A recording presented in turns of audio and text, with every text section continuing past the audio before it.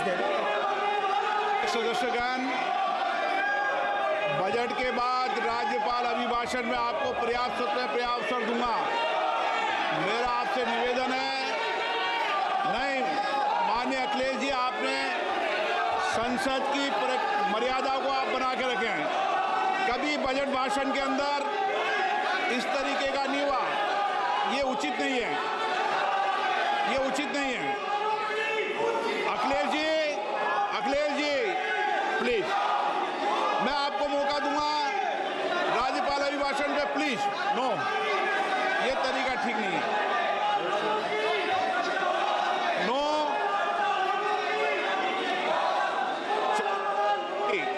राज्यपाल अभिभाषण पे चर्चा होगी। नो तरीका। Honorable Speaker, I present the budget for 25-26. This budget continues our government's efforts to A. Accelerate growth, B. Secure inclusive development, C. Invigorate private sector investments, D. Uplift household sentiments, and E.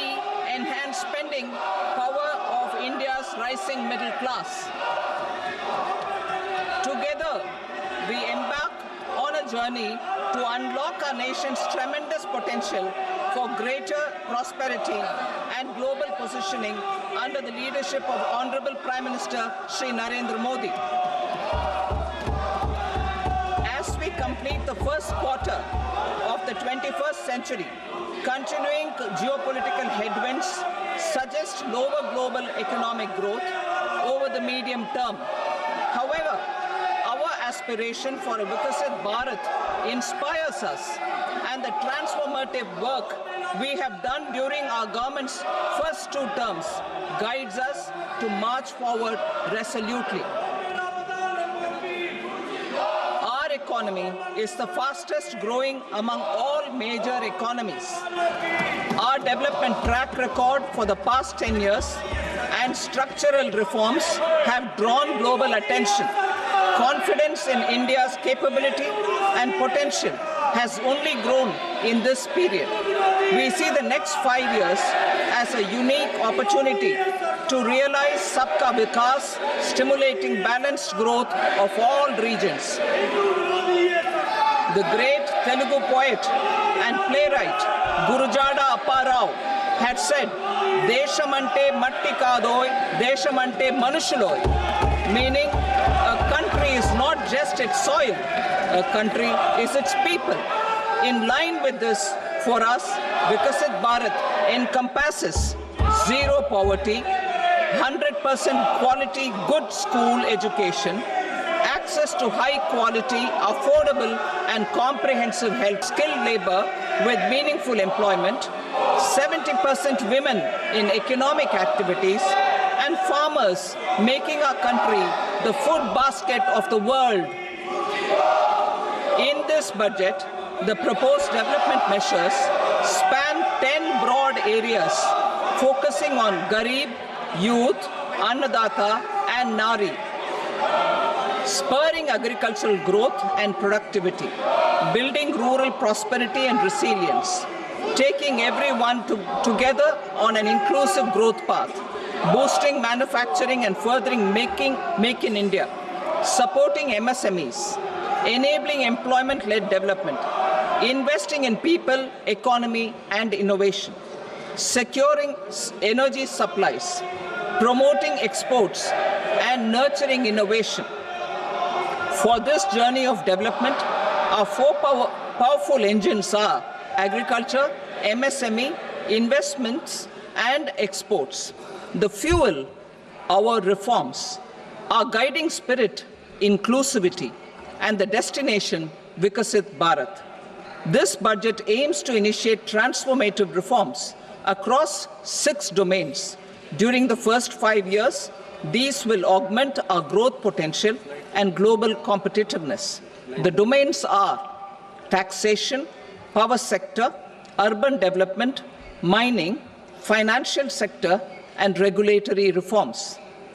Agriculture as the first engine. Now I move to specific proposals, beginning with agriculture as the first engine.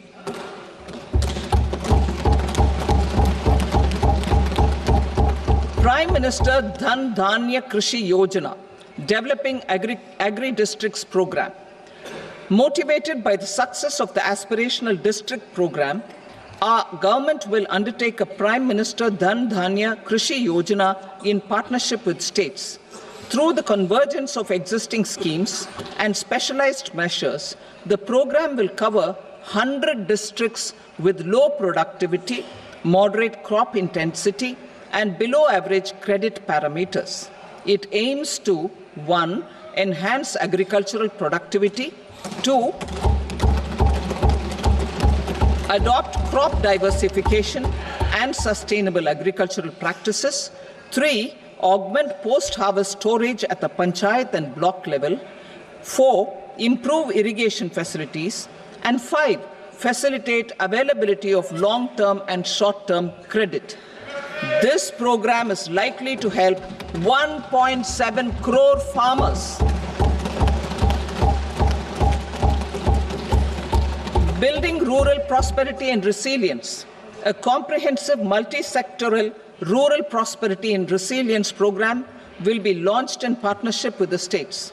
This will address underemployment in agriculture through skilling, investment, technology, and invigorating the rural economy. The goal is to generate ample opportunities in rural areas so that migration is an option but not a necessity. The program will focus on rural women, young farmers, rural youth, marginal and small farmers, and landless families. The details are in Annexure A. Domestic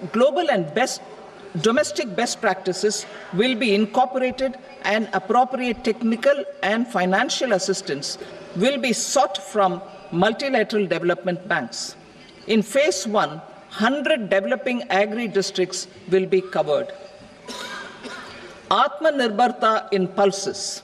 Our government is implementing the National Mission for Edible Oilseed for achieving Atmanirbharta in edible oils. Our farmers have the capability to grow enough for our needs and more. 10 years ago, we made concerted efforts and succeeded in achieving near self-sufficiency in pulses.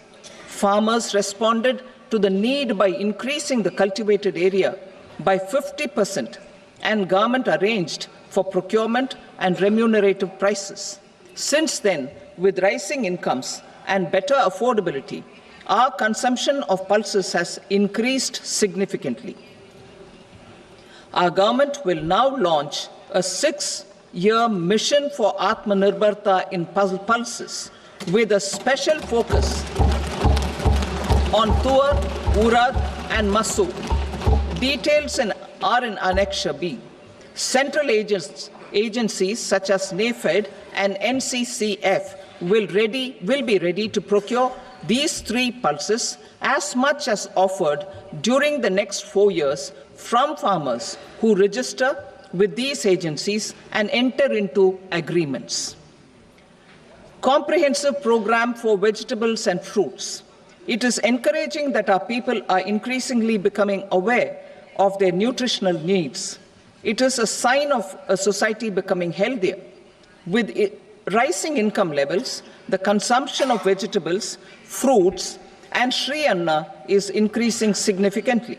A comprehensive program to promote production, efficient supplies, processing, and remunerative prices for farmers will be launched in partnership with the states.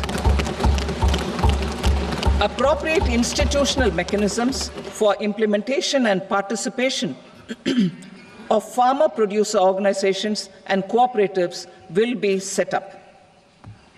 Makhana board in Bihar. For this, there is a special opportunity for the people of Bihar.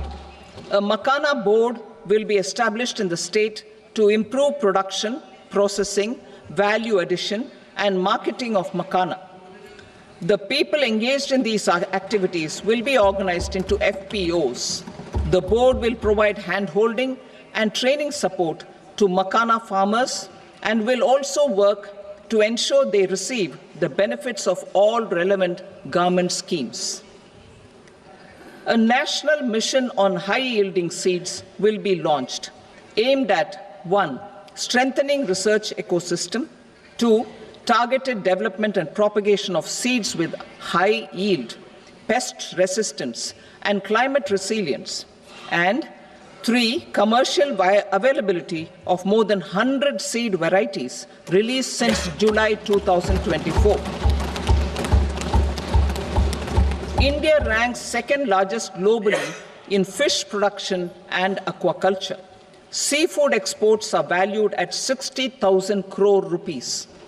To unlock the untapped potential of the marine sector, our government will bring in an enabling framework for sustainable harnessing of fisheries from Indian exclusive economic zone and high seas, with a special focus on the Andaman and Nicobar and Lakshadweep Islands. For the benefit of lakhs of cotton growing farmers, I am pleased to announce a mission for cotton productivity.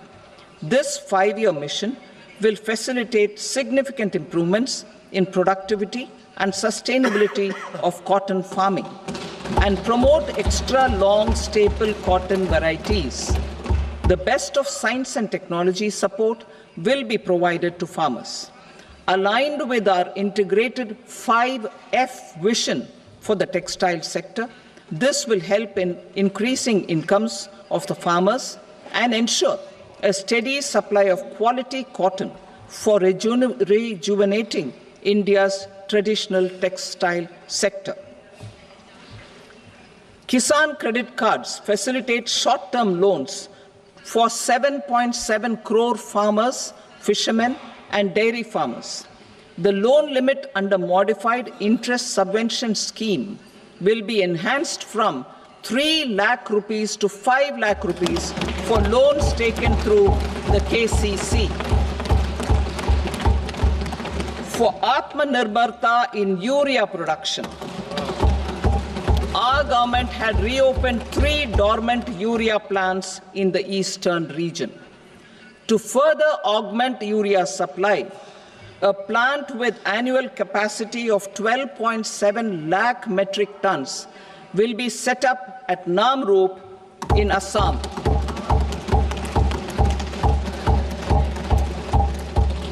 India Post, with 1.5 lakh rural post offices, complemented by the India Post Payment Bank and a vast network of 2.4 lakh Dak Sevaks, will be repositioned to act as a catalyst for the rural economy. Details are at Annexure C.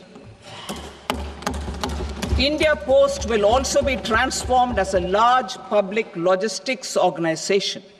This will meet the rising needs of Vishwakarmas, new entrepreneurs, women, self-help groups, MSMEs, and the large business organizations. Our government will provide support to NCDC for its lending operations for the cooperative sector. MSMEs as the second engine. Now I move to MSMEs as the second engine, which encompasses manufacturing and services with a focus on MSMEs numbering 5.7 crores. Currently, over 1 crore registered MSMEs, employing 7.5 crore people and generating 36% of our manufacturing, have come together to position India as a global manufacturing hub. With their quality products, these MSMEs are responsible for 45% of our exports. To help them achieve higher efficiencies of scale, technological upgradation, and better access to capital, the investment and turnover limits for classification of all MSMEs will be enhanced to 2.5 and 2 times respectively. This will give them the confidence to grow and generate employment for our youth. The details are given in Annexure D. To improve access to credit, the credit guarantee cover will be enhanced. First, for micro and small enterprises from 5 crore to 10 crore rupees, leading to additional credit of 1.5 lakh crores in the next 5 years. Second, for startups from 10 crore rupees to 20 crore rupees, with the guarantee fee being moderated to 1% for loans in 27 focus sectors which are important for Atmanirbhar Bharat. And for well-run exporter MSMEs, for term loans up to 20 crore rupees. Also for the micro enterprises, we will introduce customized credit cards with a 5 lakh rupee limit for micro enterprises registered on Udyam portal. In the first year, 10 lakh such cards will be issued. Fund of funds for startups. The alternate investment fund, AIFs, for startups have received commitments of more than 91,000 crores rupees. These are supported by the fund of funds set up with the Government of India's contribution of 10,000 crore rupees. Now, a new fund of funds with expanded scope and a fresh contribution of another 10,000 crore rupees will be set up. A new scheme will be launched for 5 lakh women, scheduled castes and scheduled tribes, first-time entrepreneurs. This will provide term loans up to 2 crore rupees during the next 5 years. The scheme will incorporate lessons from the successful Stand Up India scheme. Online capacity building for entrepreneurship and managerial skills will also be organized. Measures for labor-intensive sectors. To promote employment and entrepreneurship opportunities in labor-intensive sectors, our government will undertake specific policy and facilitation measures. To enhance the productivity, quality, and competitiveness of India's footwear and leather sector, a focused product scheme will be implemented. The scheme will support design capacity, component manufacturing, and machinery required for production of non-leather quality footwear, besides the support for leather footwear and products. The scheme is expected to facilitate employment for 22 lakh persons, generate over 4 lakh crore rupees, and exports of over 1.1 lakh crore rupees. Measures for the toys sector. Building on the National Action Plan for Toys, we will implement a scheme to make India a global hub for toys. The scheme will focus on development of clusters, skills, and a manufacturing ecosystem that will create high-quality, unique, innovative, and sustainable toys that will represent the Made in India brand. Support for food processing. In line with our commitment towards Purvodaya, we will establish a National Institute of Food Technology, Entrepreneurship and Management in Bihar. The institute will provide a strong fillip to food processing activities in the entire eastern region. This will result in 1. Enhanced income for the farmers through value addition to their produce, and 2. Skilling entrepreneurship and employment opportunities for the youth. Manufacturing mission, furthering Make in India. Our government will set up a national manufacturing mission covering small, medium, and large industries for furthering Make in India by providing policy support, execution roadmaps, governance, and monitoring framework for central ministries and states. Details are in Annexure E. Given our commitment to climate-friendly development, the mission will also support clean tech manufacturing.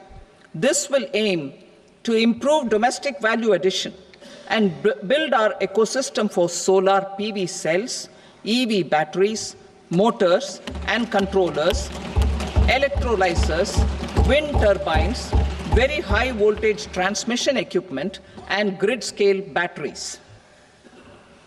Investment as the third engine.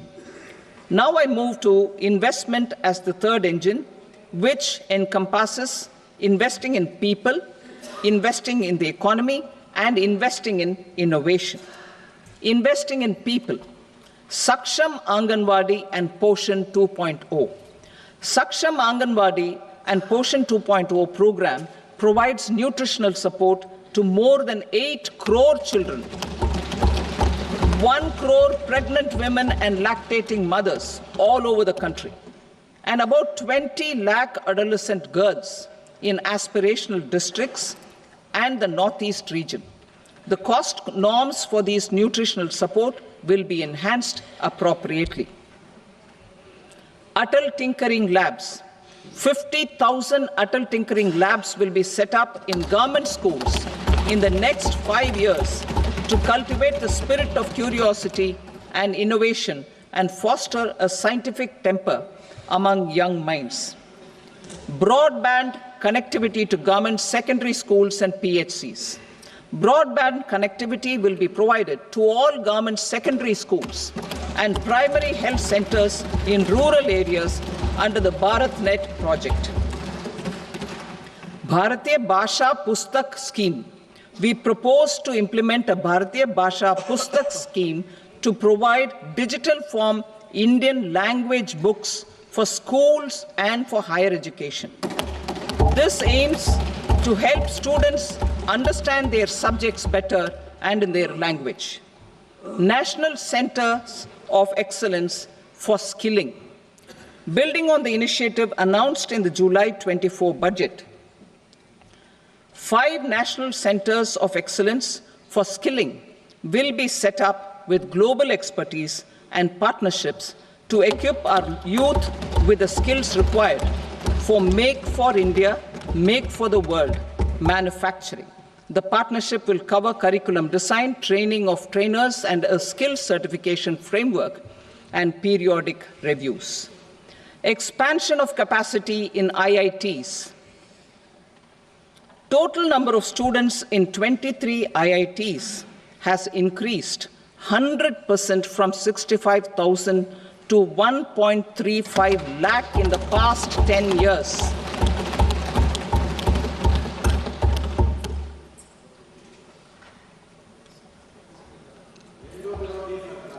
Additional infrastructure will be created in the 5 IITs started after 2014 to facilitate education for 6,500 more students. Hostel and other infrastructure capacity at IIT Patna will also be expanded.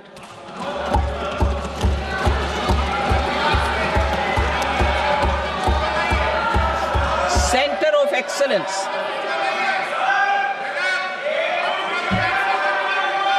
Center of Excellence in AI for Education.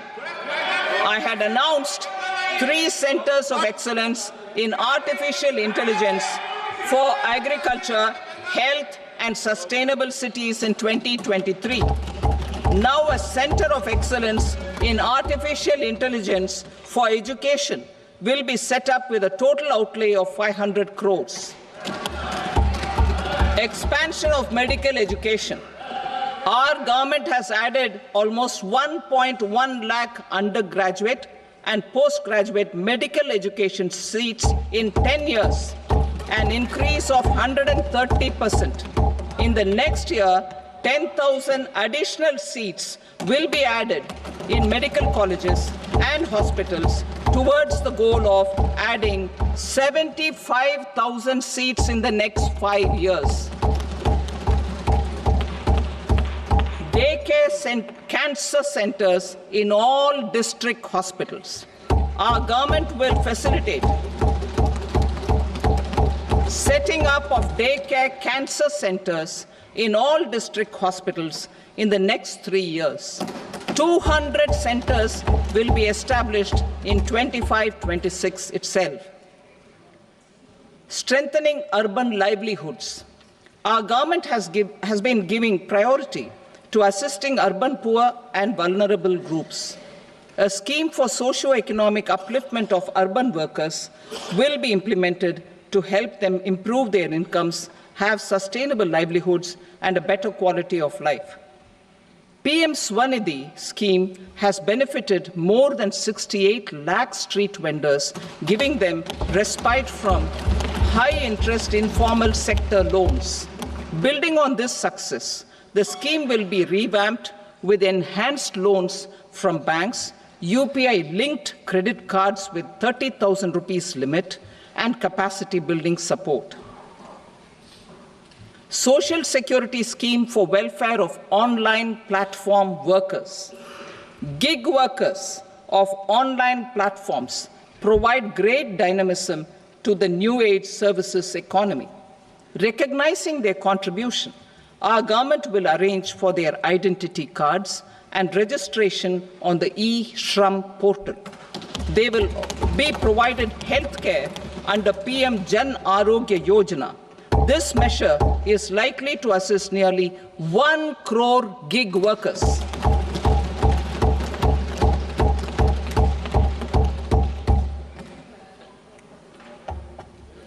Investing in the economy. Public-private partnership in infrastructure. Each infrastructure-related ministry will come up with a 3-year pipeline of projects that can be implemented in PPP mode. States will also be encouraged to do so and can seek support from the India Infrastructure Project Development Fund, which is a scheme to prepare PPP proposals. Support to states for infrastructure. An outlay of 1.5 lakh crore is proposed for the 50-year interest-free loans to states for capital expenditure and incentives for reforms. Building on the success of the first asset monetization plan announced in 2021, the second plan for 2025 to 30 will be launched to plow back capital of 10 lakh crore in new projects. Regulatory and fiscal measures will be fine-tuned to support the plan. Jal Jeevan Mission. Since 2019, 15 crore households representing 80% of India's rural population have been provided access to portable tap water connections. To achieve 100% coverage, I am pleased to announce the extension of this mission until 2028 with an enhanced total outlay. The mission's focus will be on the quality of infrastructure and O&M of rural piped water supply schemes through Jan Bhagidari. A separate MOU or separate MOUs will be signed with the states and union territories to ensure sustainability and citizen-centric water services delivery. Urban sector reforms. Building on the July budget proposals, urban sector reforms related to governance, municipal services, urban land and planning will be incentivized. Urban Challenge Fund.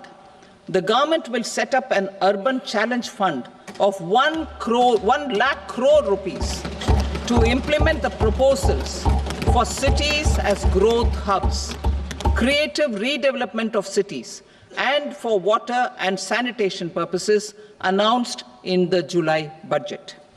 This fund will finance up to 25% of the cost of bankable projects, with a stipulation that at least 50% of the cost is funded from bonds, bank loans, and PPPs. An allocation of 10,000 crore is proposed in 2025-26. Power sector reforms. We will incentivize electricity distribution reforms and augmentation of intra-state transmission capacity by states. This will improve financial health and capacity of electricity companies. Additional borrowing of 0.5% of GSDP will be allowed to states contingent on these reforms. Nuclear energy mission for Vikasit Bharat.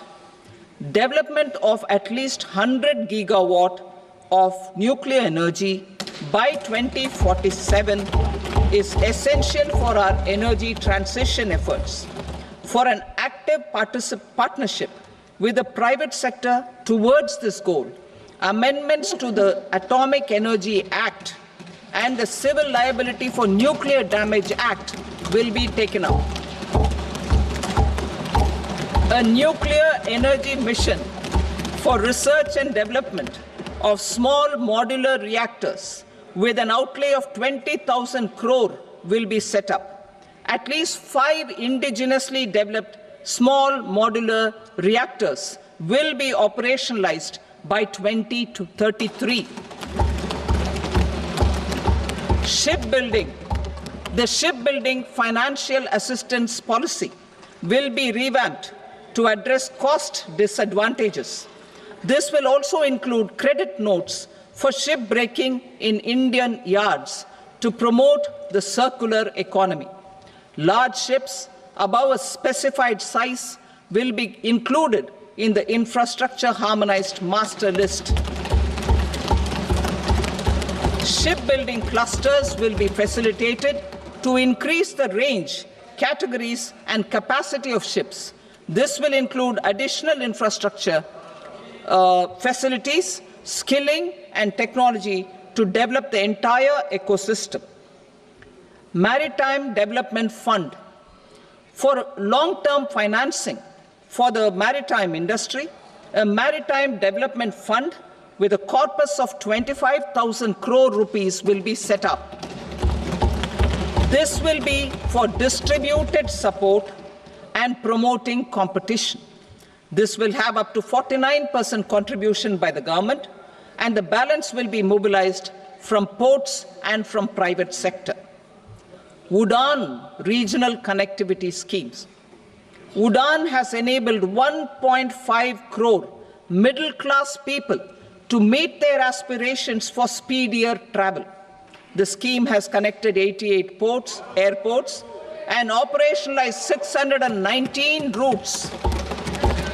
Inspired by that success, a modified UDAN scheme will be launched to enhance regional connectivity to 120 new destinations and carry 4 crore passengers in the next 10 years. 4 crore additional passengers in the next 10 years. The scheme will also support helipads and smaller airports in hilly, aspirational, and northeast regional districts. Greenfield airports will be facilitated in Bihar to meet the future needs of the state. These will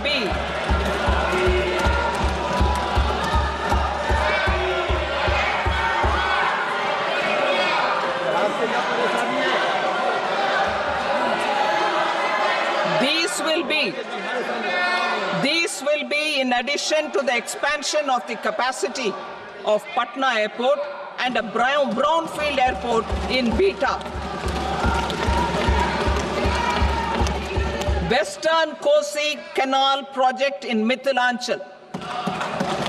Financial support will be provided for the Western Kosi Canal ERM project, benefiting a large number of farmers cultivating over 50,000 hectares of land in the Mithilanchal region of Bihar.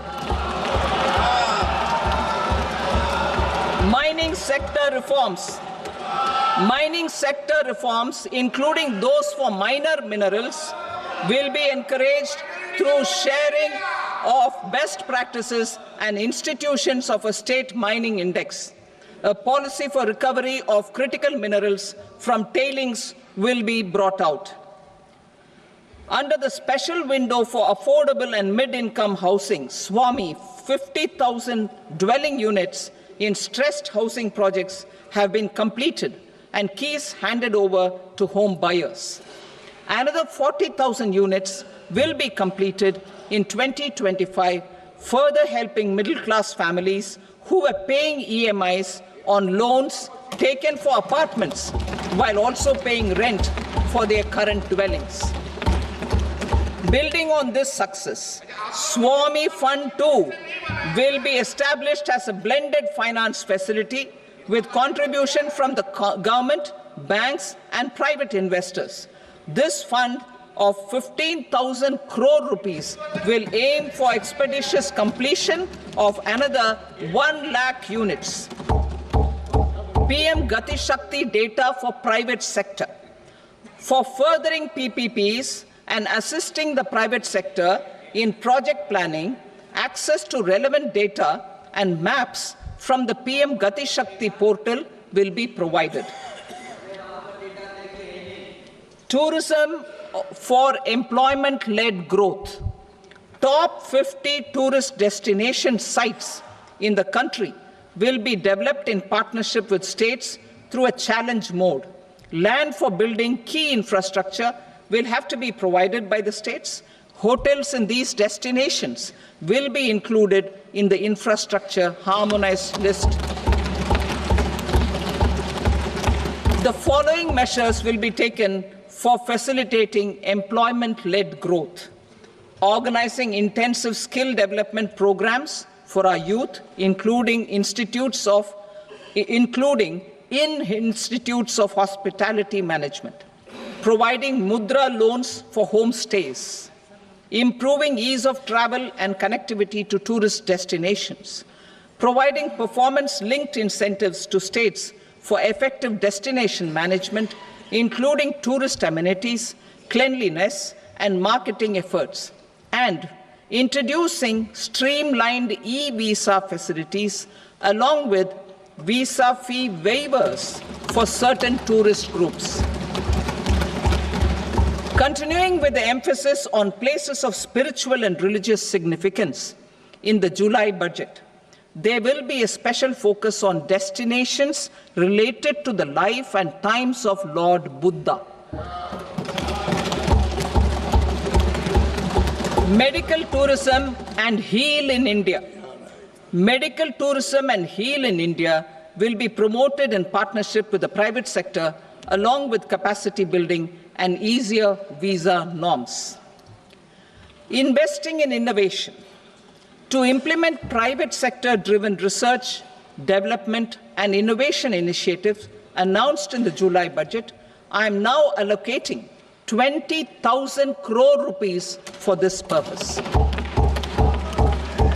A deep tech fund of funds will also be explored to catalyze the next generation startups as a part of this initiative.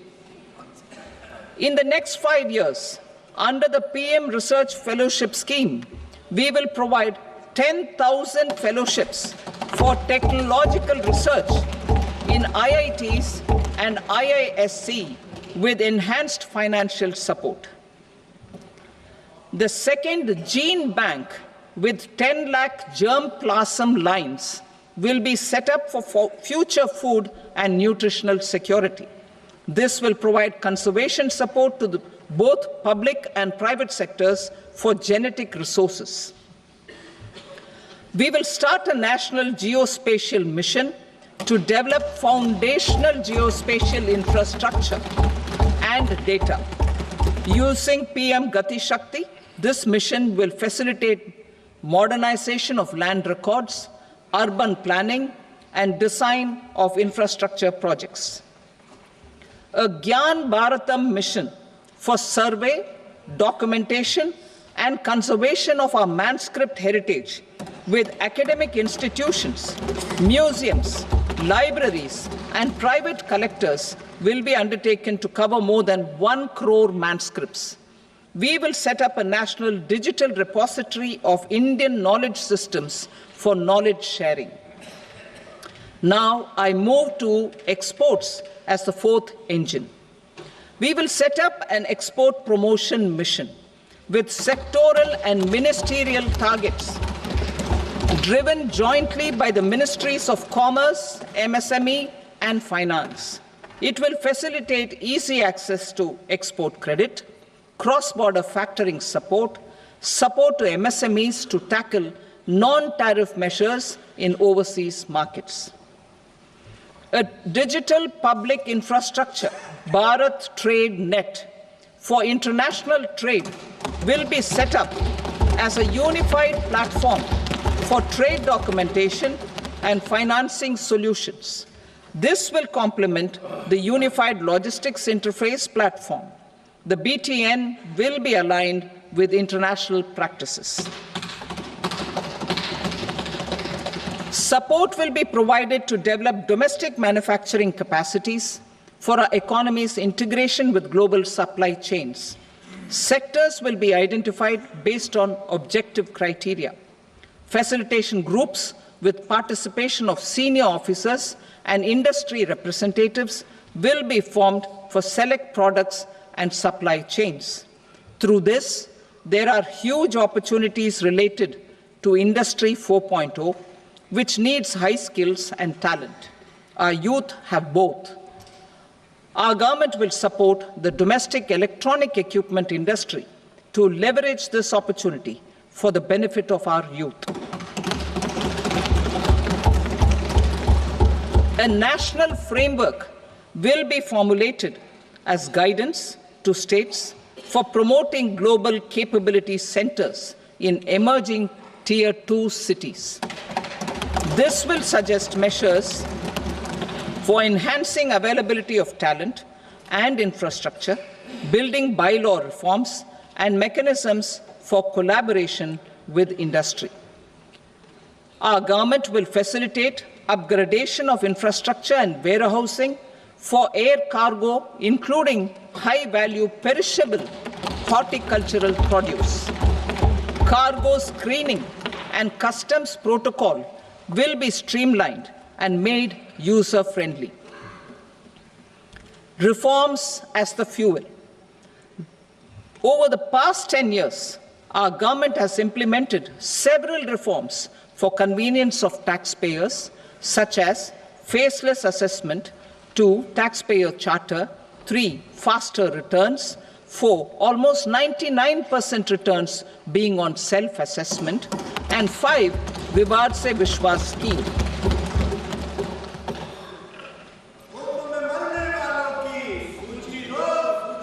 Continuing these efforts, I reaffirm the commitment of the Tax Department to trust first, scrutinize later. I also propose to introduce the new income tax bill next week. I will detail the indirect tax reforms and changes in direct taxes in Part B. Financial sector reforms.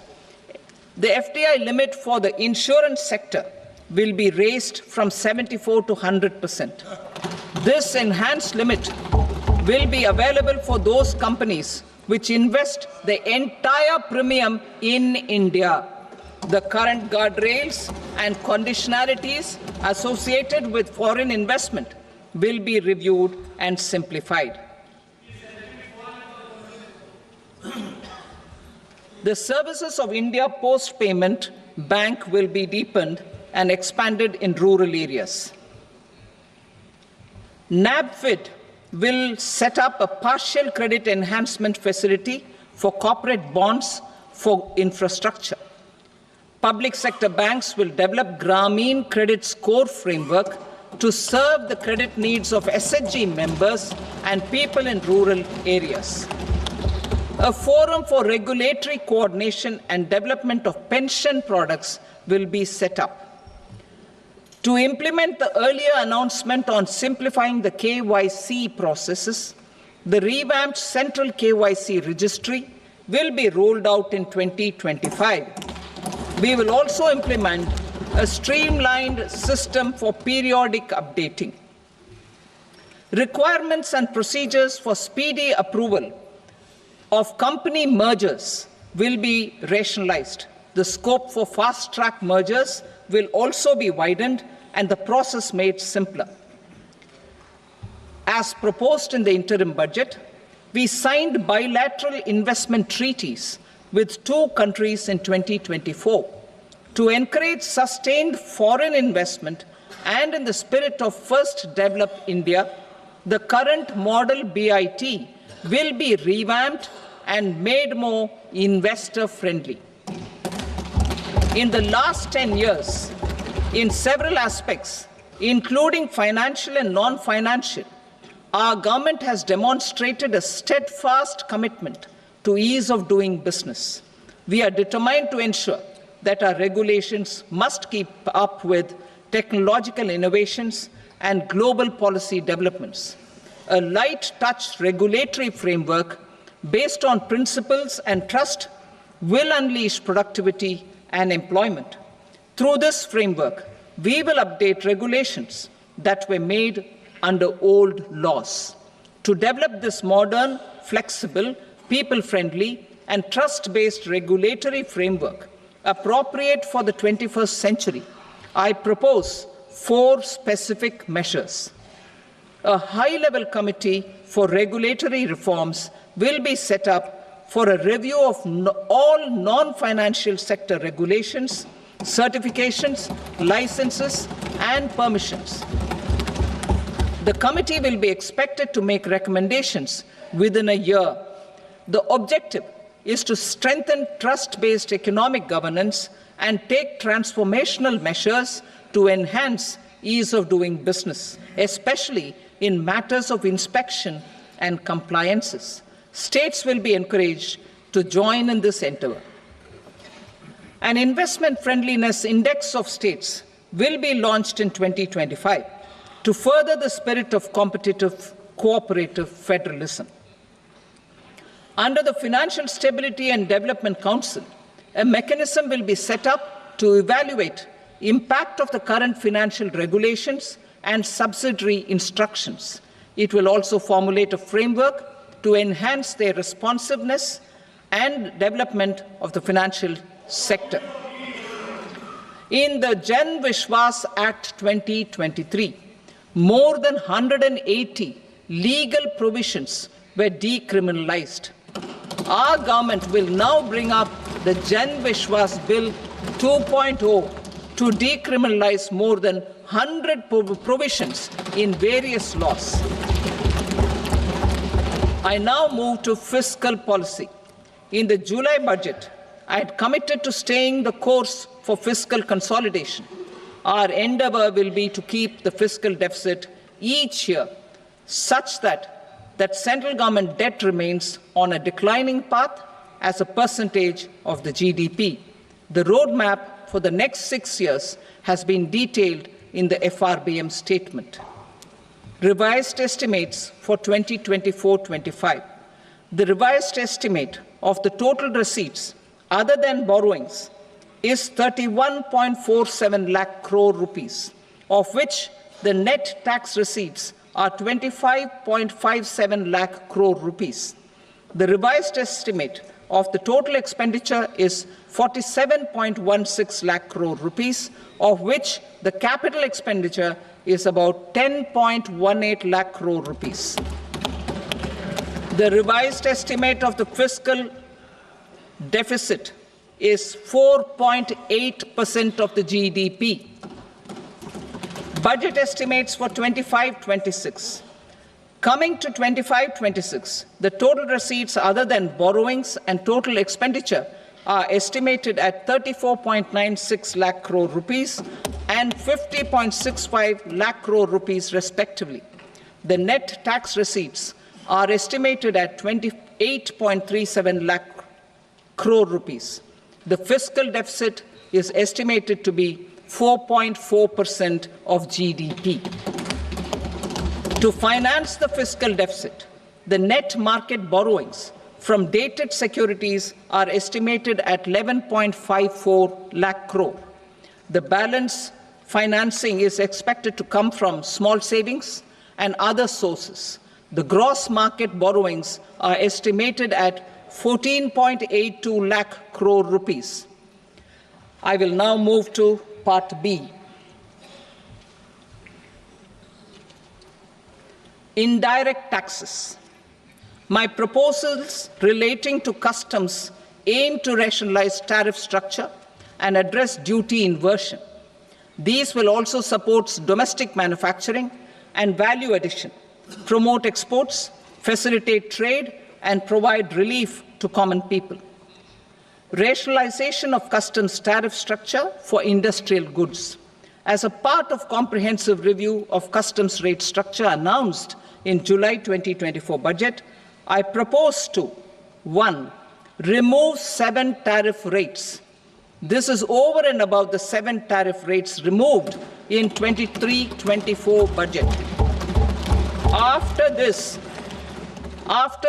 there will be only 8 remaining tariff rates, including 0 rate. 2. Apply appropriate cess to broadly maintain effective duty incidence, except on a few items where such incidence will reduce marginally. 3. Levy not more than 1 cess or surcharge. Therefore, I propose to exempt social welfare surcharge on 82 tariff lines that are subject to a cess. I shall now take up sector-specific proposals. To provide relief to patients, particularly those suffering from cancer, rare diseases, and other severe chronic diseases, I propose to add 36 life-saving drugs and medicines to the list of medicines fully exempted from basic custom duty.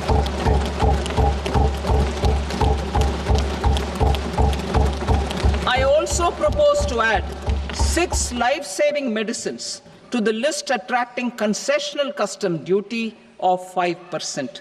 Full exemption and concessional duty will also respectively apply on the bulk drugs for manufacture of the above. Specified drugs and medicines under patient assistance programs run by the pharmaceutical companies are fully exempt from BCD, provided the medicines are supplied free of cost to the patients. I propose to add 37 more medicines along with 13 new patient assistance programs. Support to domestic manufacturing and value addition. Critical minerals. In the July 2024 budget, I had fully exempted BCD on 25 critical minerals that are not domestically available. I had also reduced BCD of 2 other such minerals to provide a major fillip to their processing, especially by MSMEs. Now, I propose to fully exempt cobalt powder and waste, the scrap of lithium-ion battery, lead, zinc, and 12 more critical minerals. This will help secure their availability for manufacturing in India and promote more jobs for our youth. To promote domestic production of technical textile products such as agro-textiles, medical textiles, and geotextiles at competitive prices, I propose to add 2 more types of shuttle-less looms to the list of fully exempted textile machinery. I also propose to revise the BCD rate on knitted fabrics covered by 9 tariff lines from 10 or 20 to 20% or 115 rupees per kg, whichever is higher. Electronic goods. In line with our Make in India policy and to rectify inverted duty structure, I propose to increase the BCD on interactive flat panel display from 10% to 20% and reduce the BCD to 5% on open cell and other components. In 23-24 budget, for the manufacture of open cells of LCD, LED TVs, I had reduced the BCD on parts of open cells from 5% to 2.5%. To further boost the manufacture of such open cells, the BCD on these parts will now stand exempted. Lithium-ion battery. To the list of exempted capital goods, I propose to add 35 additional capital goods for EV battery manufacturing and 28 additional capital goods for mobile phone battery manufacturing. This will boost domestic manufacture of lithium-ion batteries, both for mobile phones and for electric vehicles. Shipping sector. Considering that shipbuilding has a long gestation period, I propose to continue the exemption of BCD on raw materials, components, consumables, or parts for the manufacture of ships for another 10 years.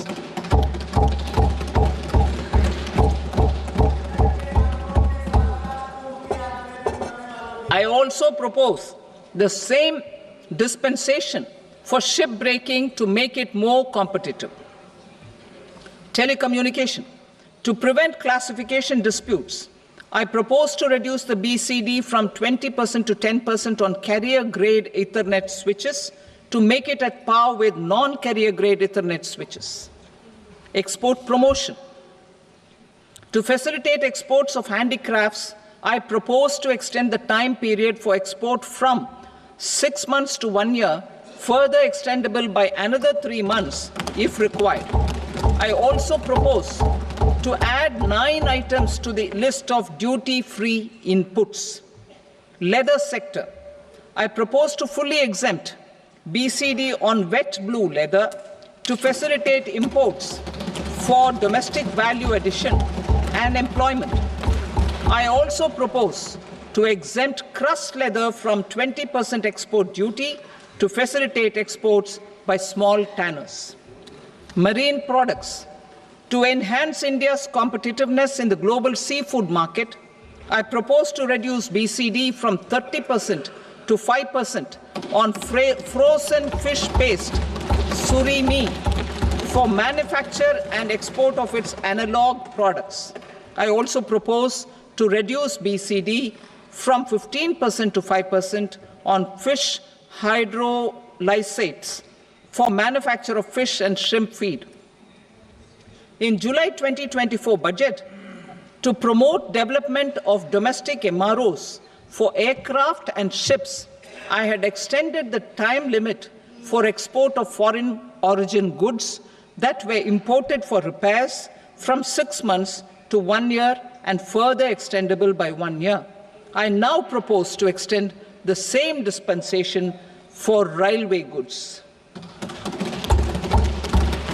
Time limit for provisional assessment. Presently, the Customs Act 1962 does not provide any time limit to finalize provisional assessments, leading to uncertainty and cost to trade. As a measure of promoting ease of doing business, I propose to fix a time limit of 2 years, extendable by a year, for finalizing the provisional assessment. I propose to introduce a new provision that will enable importers or exporters, after clearance of goods, to voluntarily declare material facts and pay duty with interest but without penalty. This will incentivize voluntary compliance. However, this will not apply in cases where department has already initiated audit or investigation proceedings. For industry to better plan their imports, I propose to extend the time limit for the end use of imported inputs in the relevant rules from 6 months to 1 year. This will provide operational flexibility in view of cost and uncertainty of supply. Further, such importers will now have to file only quarterly statements instead of a monthly statement.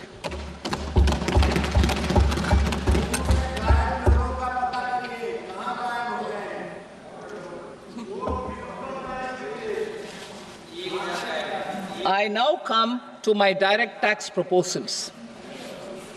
In Part A, I have briefly underlined taxation reforms as one of key reforms to realize our vision of Vikasit Bharat.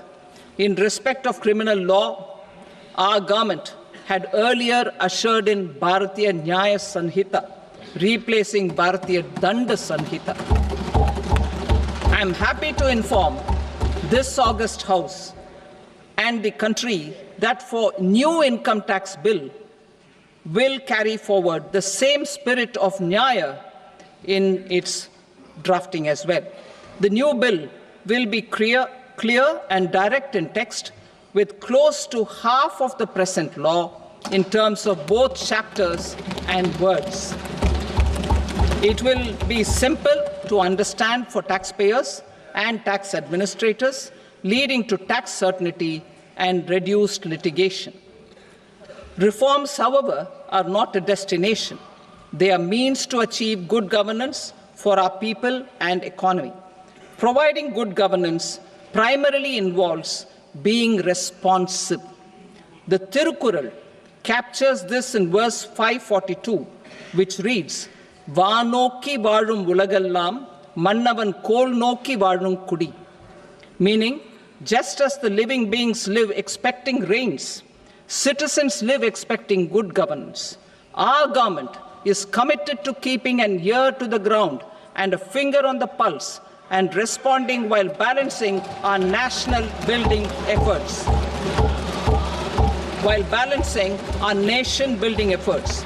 The following measures will detail just how our government will, under the guidance of PM Modi, has taken steps to understand and address. I repeat that sentence, sir. The following measures will detail just how our government, under the guidance of PM Modi, has taken steps to understand and address the needs voiced by our citizens. My tax proposals are guided by this spirit. The objectives of my proposals are as follows: personal income tax reforms with special focus on middle class, rationalization of TDS and TCS for easing difficulties, encouraging voluntary compliance, reducing compliance burden, ease of doing business, employment and investment. I will come to my proposal on personal income tax towards the end. TDS and TCS, rationalization for easing difficulties. I propose to rationalize tax deduction at source, TDS, by reducing the number of rates and thresholds above which TDS is deducted. Further, threshold amounts for tax deduction will be increased for better clarity and uniformity. The limit for tax deduction on interest for senior citizens is being doubled from the present 50,000 rupees to 1 lakh rupees. Similarly, the annual limit of 2.40 lakh rupees for TDS on rent is being increased to 6 lakh rupees. This will reduce the number of transactions liable to TDS, thus benefiting small taxpayers receiving small payments. The threshold to collect tax at source, the TCS, on remittances under RBI's liberalized remittance scheme, the LRS, is proposed to be increased from 7 lakh to 10 lakhs. I also propose to remove TCS on remittances for education purposes, where such remittances is out of a loan taken from a specified financial institution. Both TDS and TCS are being applied on any transaction related to sale of goods.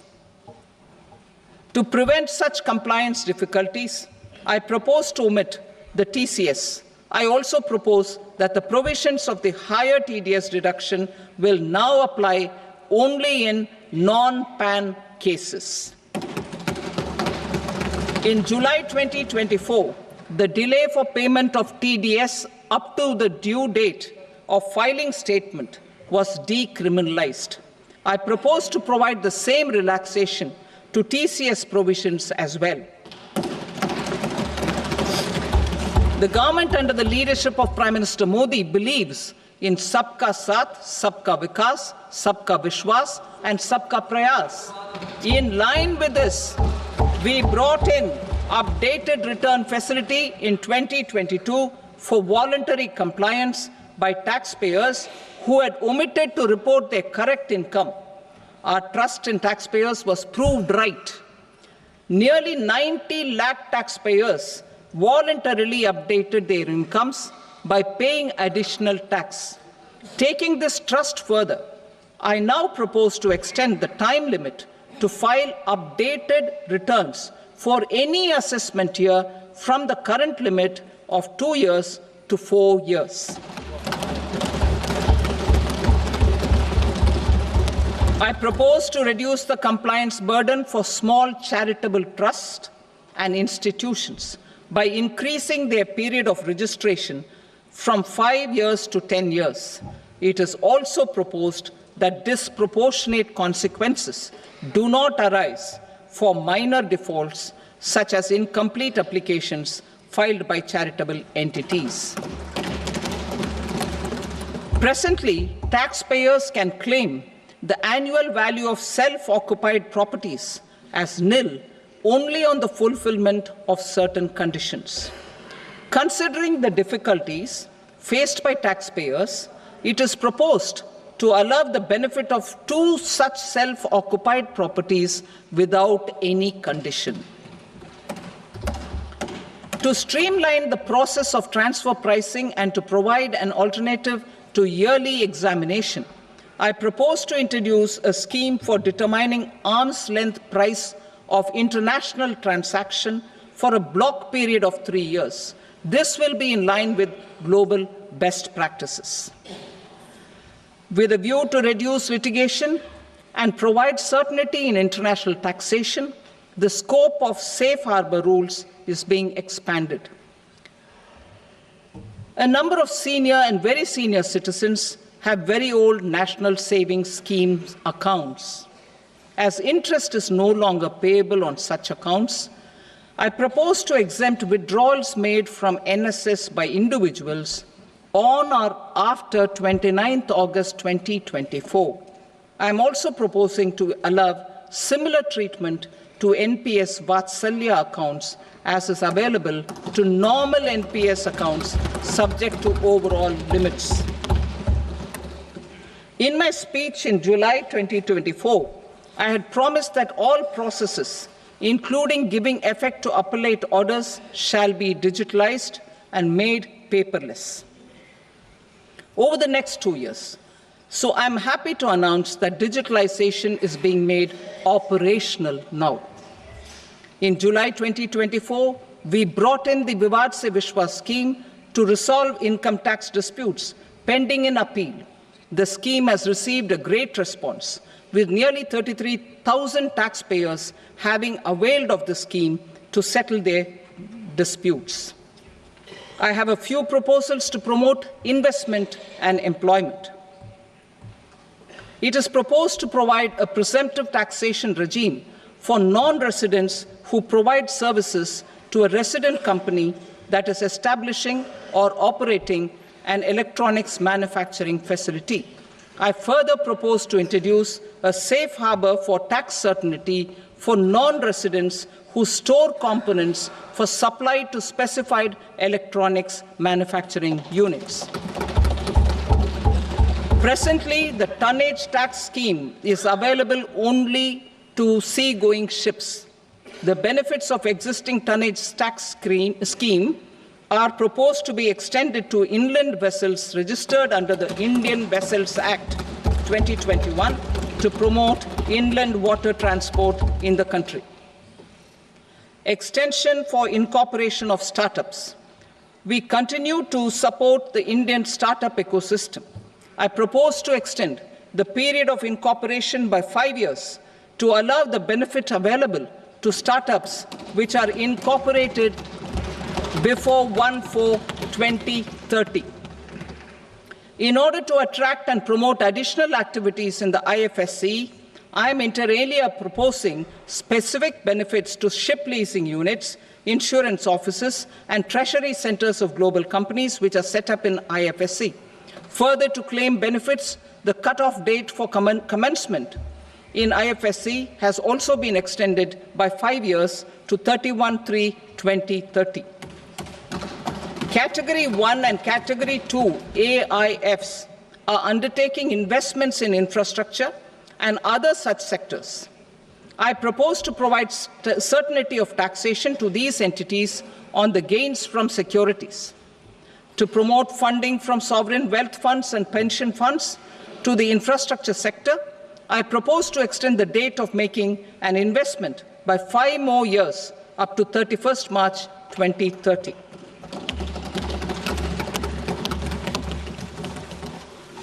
Personal income tax reforms with special focus on middle class. Democracy, demography, and demand are the key support pillars in our journey towards Vikasit Bharat. The middle class provides strength for India's growth.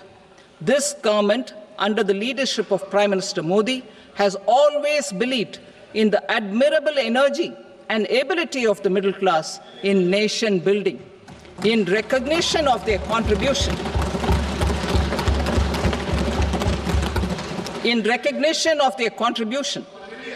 we have periodically reduced their tax burden. Right after 2014, the nil tax slab was raised to 2.5 lakhs of rupees, which was further raised to 5 lakh rupees in 2019 and to 7 lakh rupees in 2023. This is reflective of our government's trust on the middle class taxpayers. I am now happy to announce that there will be no income tax payable up to income of 12 lakh rupees.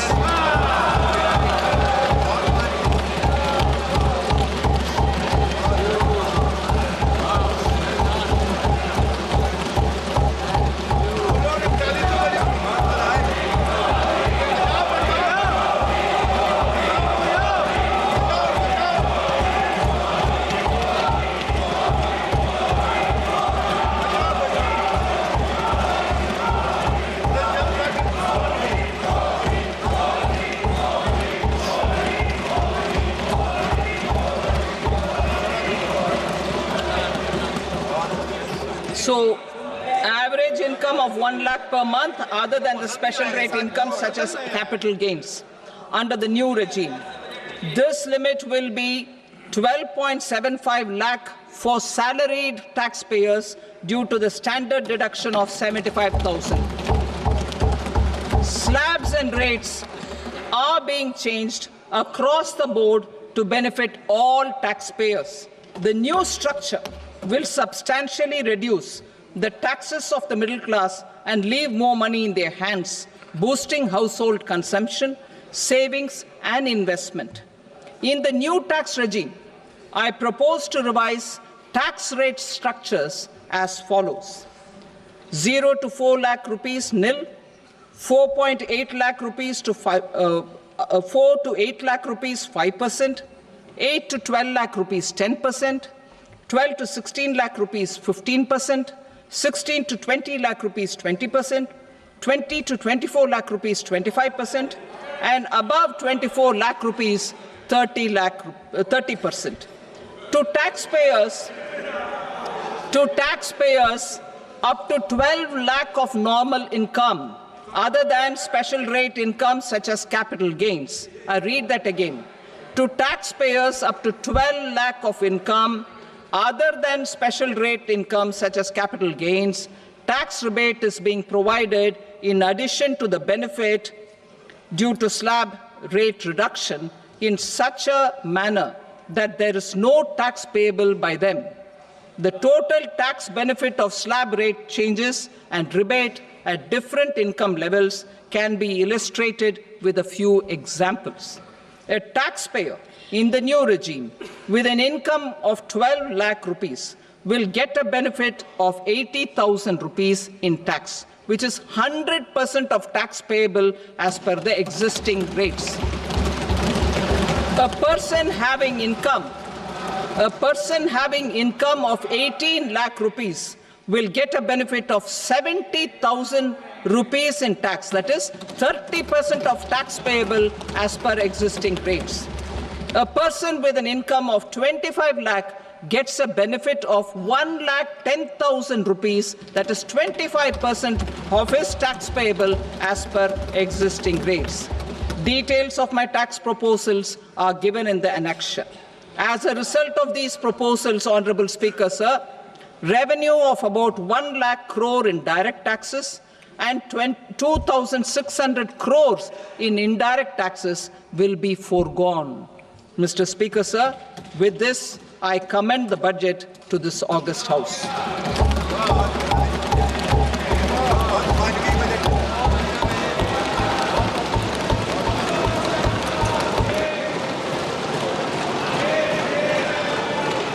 Item number 2 Shrimati Nirmala Sitharaman.